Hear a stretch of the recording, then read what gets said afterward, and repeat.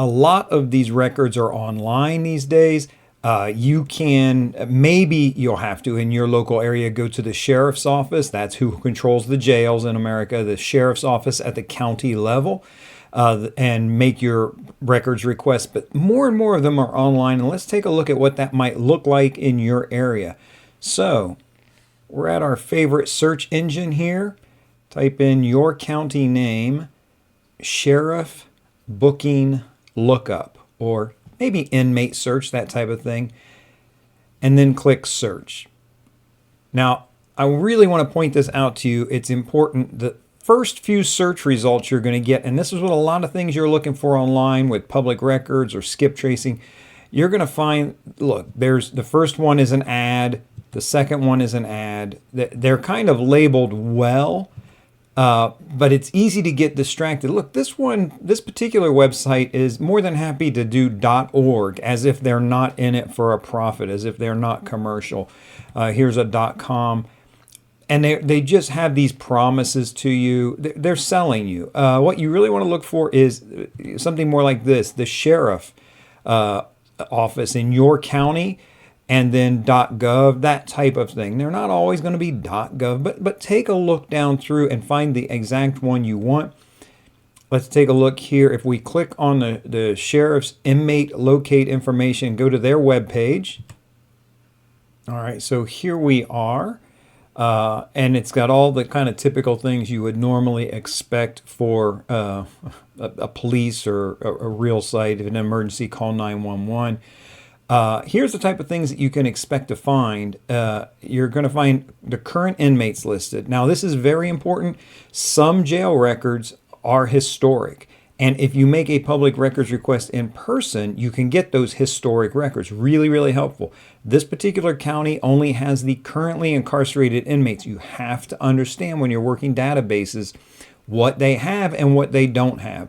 So running a name through here, they come up not found.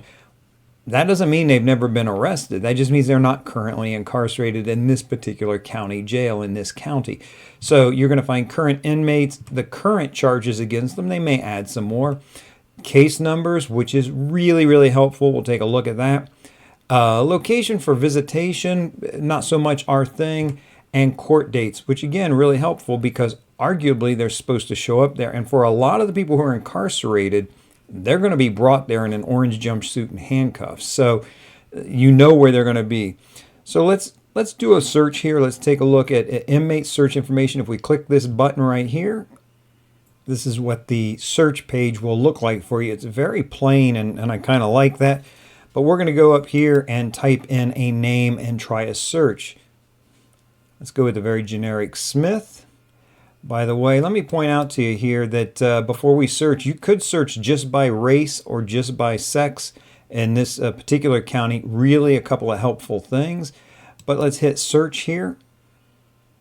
And up pops up all the Smiths currently incarcerated in this county. Pretty healthy sized list. You can see we can get the inmate number. We can get the booking number, which, by the way, we'll talk about just a little bit, but that booking number has the date of booking embedded in it.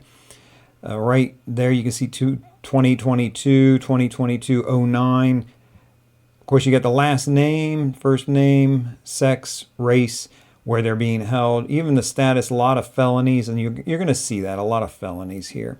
Let's click on details. So we have information here for this first Smith that comes up, just a random one that we've selected, inmate number, booking number. Look at his booking number here, 2022-0801. That's the first of the month. First, middle, last name. You have a physical description here with height, race, weight. This can be very helpful when you're using other records. Date of birth, really, really helpful to have an exact date of birth. And also, of course, we have the inmate picture. I'm blocking his view a little bit there. And let's come down a little bit and see that he's being held on a federal felony.